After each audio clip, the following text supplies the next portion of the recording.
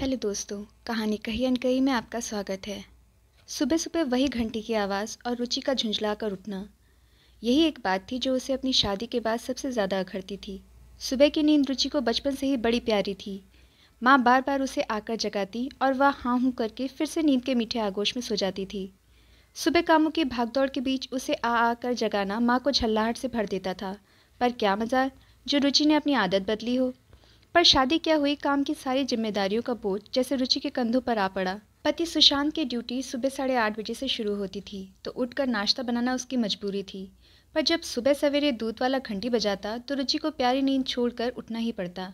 सुशांत से उसने लाख मनुहार की कि वे सुबह उठकर दूध ले लिया करें, उसे उतनी जल्दी उठने में कष्ट होता है। पर सुशांत का कहना था कि दिन भर तो उन्हें आराम मिलता नहीं, कम से कम सुबह इतनी जल्दी मत उठाओ। उसका क्या, वह कभी भी सो सकती है। उस दिन भी 2 बार घंटी बजने पर रुचि झुंझलाते हुए उठी। दूध का भगोना उठाकर अलसाए हाथों व अधमंदी आंखों से दरवाज़ा खोला तो ठंडी हवा का झोंका उसके बदन को सिहरा गया। बाहर निगाह गई तो भोर की ताजगी समेटे वातावरण की चमक कुछ कम सी थी। सूरज की तेज रोशनी बादलों के पीछे छिप गई थी। आसमान के कोने में काले काले बादल ऊपर को उठ रहे थे। नींद की खुमारी और आलस पल भर में उड़नछू हो गया था। गर्मी का मौसम तो वैसे ही बड़ी बेचैनी वाला होता है, ऐसे में यदि वर्षा के आगमन का संकेत मिल जाए तो मन पुलक उठता है।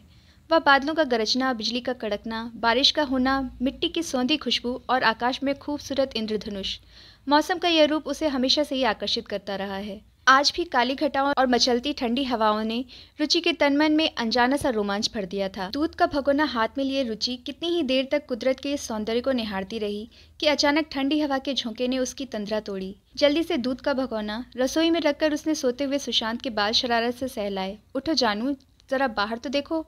ओफो, क्या हो गया, सोने दो ना। अरे उठो भी, जरा बाहर तो देखो, क्या शानदार मौसम है, जोरदार बारिश होने वाली है। ओहो, तो मैं क्या करूं, जून का महीना खत्म हो गया है, अब बारिश तो होगी ही। खींच सी गई रुचि यह सुनकर, फिर भी आशा नहीं छोड़ी। खिड़की के दोनों पल्ले खोल कर बोली, ज़रा एक बार बाहर तो देखो ना प्लीज़। भला ऐसे प्यारे मौसम में भी कोई सोता है। उसे यकीन था कि मौसम का यह रूप सुशांत में भी रोमानियत भर देगा। पर सुशांत ने चादर ओढ़कर तकिया कस कर दबाया और झल्ला कर बोला, बंद करो यह खिड़की, ठंडी हवा आ रही है। कितने अनरोमांटिक हो, मुझसे ज़्यादा अपनी नींद प्यारी है। कहते हुए शरारत भरे अंदाज में रुचि ने आखिरी कोशिश करते हुए सुशांत की चादर खींची और इंतजार में खड़ी रही कि शायद सुश उसे अपने पास खींच ले।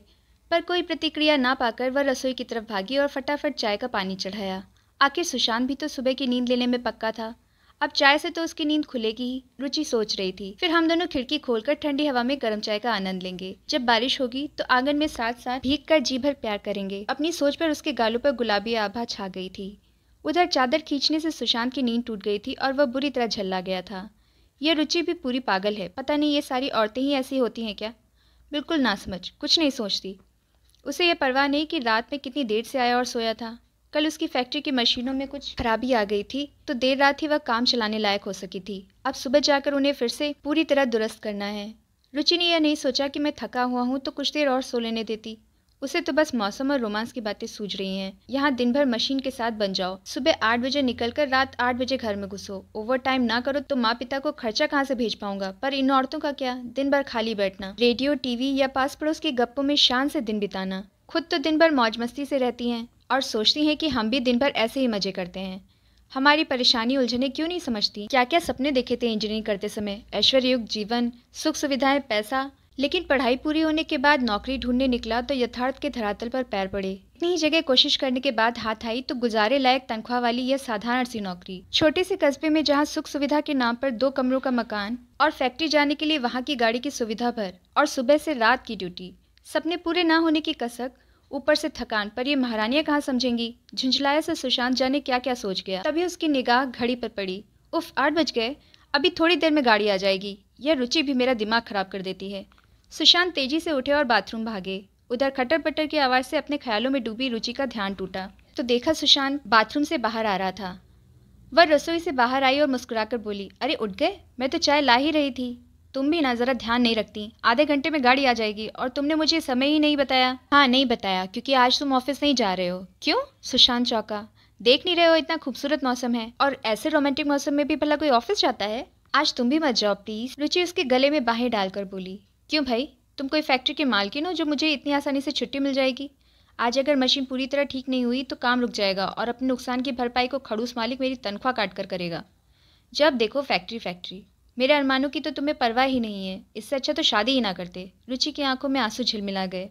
तो तुम जैसी इतनी प्यारी बीवी कैसे मिलती? मुंह हाथ धोते सुशांत ने कहा।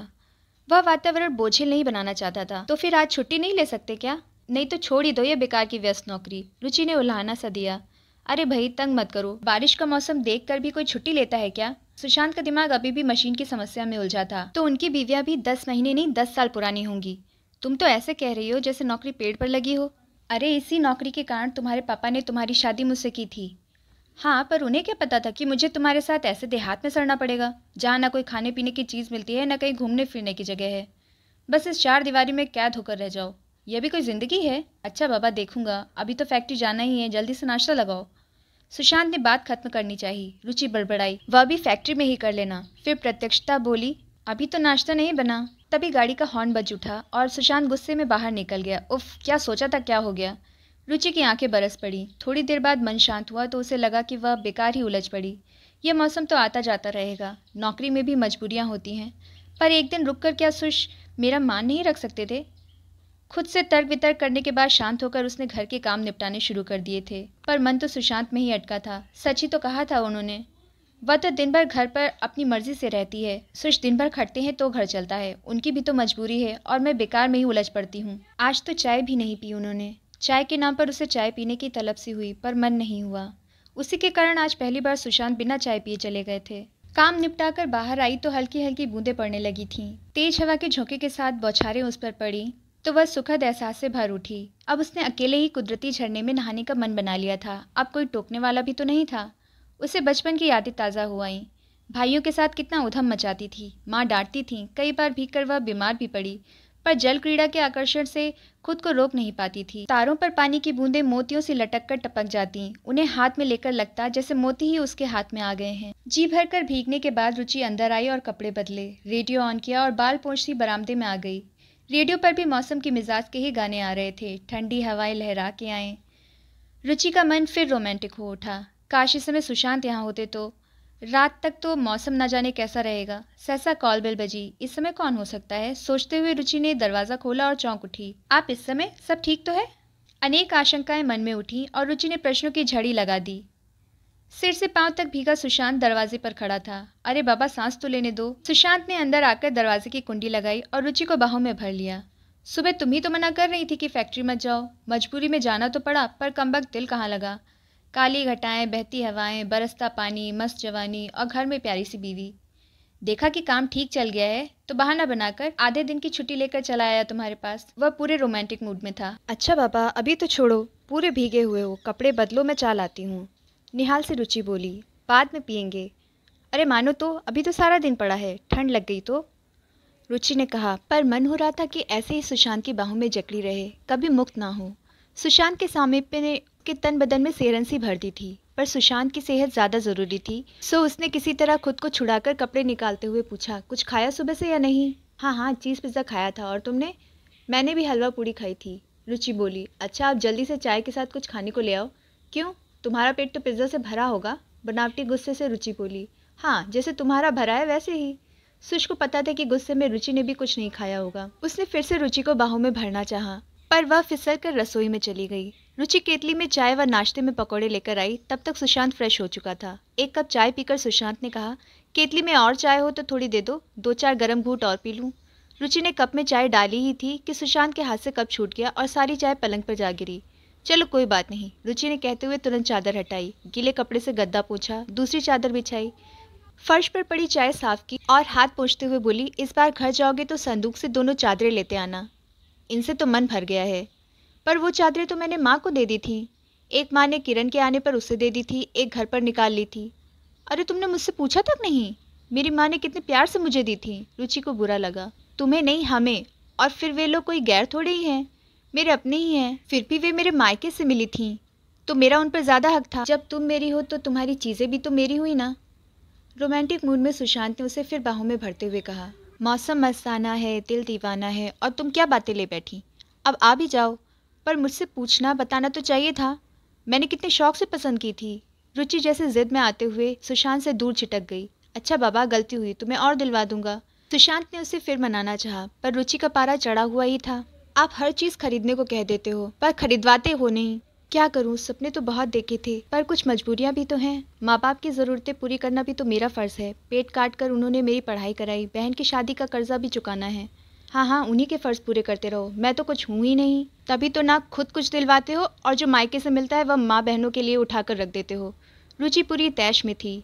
देखो, ये तेरी मेरी बातें करके अपना गुस्सा मत बढ़ाओ, अब बहुत हो गया। कहीं मेरी बर्दाश्त की सीमा खत्म हो गई और मुझे भी गुस्सा आ गया तो? अब सुशांत का मूड उखड़ने लगा था। तो क्या कर लोगे? रुचि गुस्से से चिल्लाई।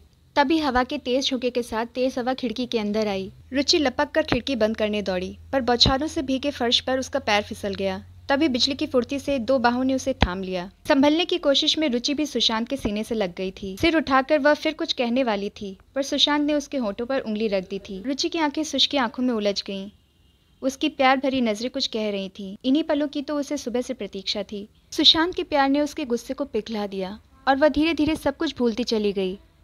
कुछ समय बाद वह उठी तो पूर्ण तृप्ति भरी सल्लज मुस्कान उसके होठों पर तैर रही थी। सुशांत अभी सो रहा था। उसकी ओर देखती वह सोच रही थी, मैं भी कितनी मूर्ख हूँ, छोटी छोटी बातों पर उलझ पड़ती हूँ। सुश मुझे कितना चाहते हैं, कितना मान सम्मान देते हैं, ख्याल रखते हैं, फिर मैं क्यों अभिमानी हो जाती हूँ। सुश मेरे लिए ही तो लौट कर आए थे। अब भी मैं ना संभलती तो इतने प्यारे पल जिनकी मैं सुबह से प्रतीक्षा कर रही थी हाथ से निकल जाते। क्या पता पहले भी कभी ऐसे पल खो चुके हों। अब ऐसा नहीं होने दूंगी। रुचि ने बाहर देखा। वर्षा भी शांत होकर वातावरण को ठंडक से भर गई थी।